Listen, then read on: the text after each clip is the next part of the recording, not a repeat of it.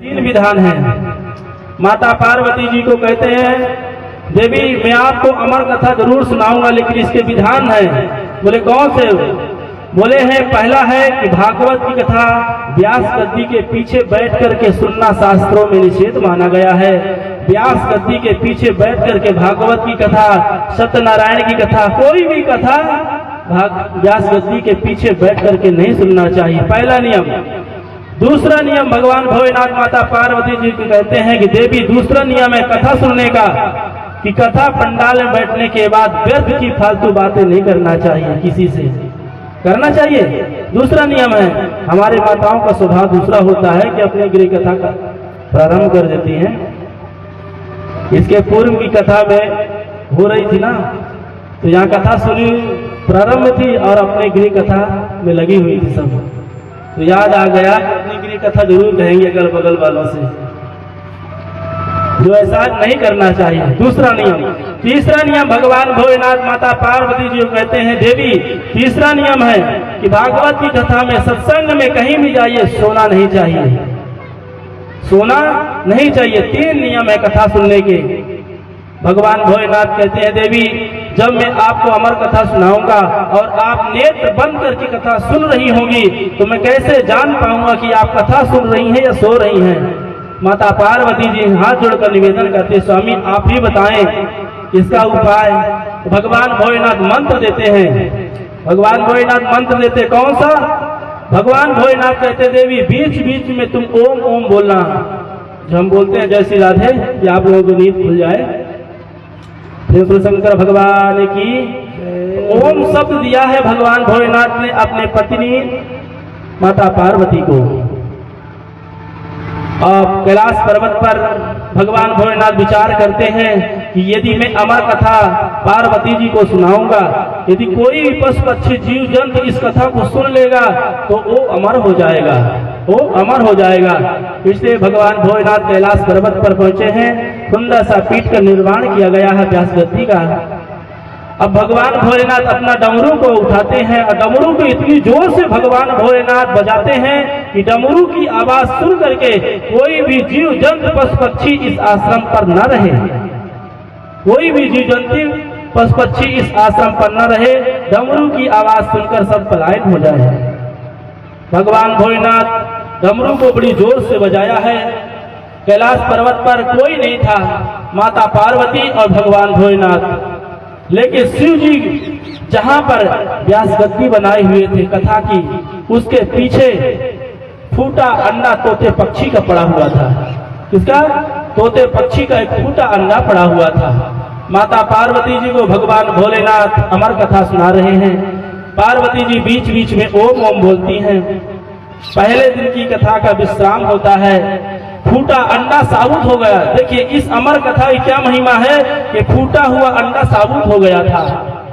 पहले दिन की जब कथा विश्राम हुआ, दूसरे दिन की कथा के प्रभाव से वह अंडा फूटा है और सुंदर सा तोते पक्षी प्रकट हुए हैं। तीसरे दिन की कथा माता पार्वती और वह पक्षी सुन रहा था। कौन? माता पार्वती और वह पक्षी सुन रहा था व्यास गद्दी पर बैठे डगाल पर। चौथे दिन जन्मोत्सव की कथा आती है। मेरे वृंदावन बिहारी लाल जन्म लेकर के आते हैं। पक्षी सुन करके गदगद हो रहा है। पक्षी सुन करके, जब भगवान श्याम सुंदर का जन्म होता है तो सुन करके पक्षी गदगद होता, बड़ा प्रसन्न होता कि बड़ी मधुर बड़ी मीठी कथा है। इस कथा को छोड़ करके और मन कहीं नहीं लगता है। इस तरह 7 दिन अविश्राम कथा चलती है। बीच में पार्वती जी को झपकी लग जाती है और पार्वती जी सो जाती हैं। तोता पक्षी ने देखा कि माता जी तो सो गई, कहीं भगवान भोलेनाथ कथा का विश्राम न कर दें, तो पक्षी ओम ओम कहने लगता है। भगवान भोलेनाथ को पता ही नहीं चलता है कि मेरी पत्नी कथा सुन रही है कि पक्षी कोई सुन रहा है। जैसे अंतिम दिवस की कथा में भगवान भोलेनाथ ने जोर से जयकारा लगाया, बोले बाल कृष्ण लाल की जय हो। पार्वती जी की नींद खुल गई है। जयकारा लगाते ही पार्वती जी की नींद खुल जाती है और पार्वती जी भगवान भोलेनाथ से प्रश्न करने लगती है, हाँ स्वामी आप बताइए ये कृष्ण ने उद्धव से क्या कहा। पार्वती जी प्रश्न करती हैं अपने पति से, स्वामी आप बताइए कि कृष्ण ने उद्धव से क्या कहा है। भगवान भोलेनाथ कहते हैं देवी कथा तो विश्राम हो गई, कथा तो विश्राम हो गई। पार्वती जी कहती है कैसे विश्राम हो, मैं तो सो गई थी, कैसे विश्राम हो गई। भगवान भोलेनाथ ने पूछा देवी ओम ओम कौन बोल रहा था।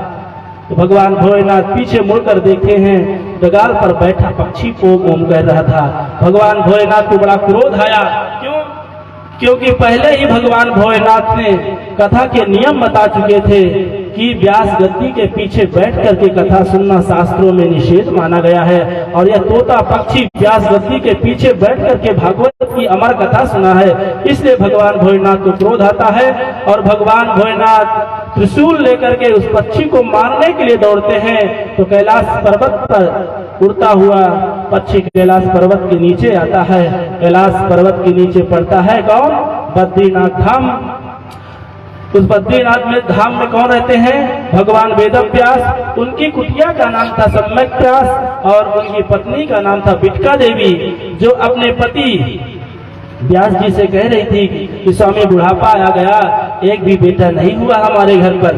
स्वामी बुढ़ापा आ गया, हम सबके जीवन में एक भी संतान नहीं हुई।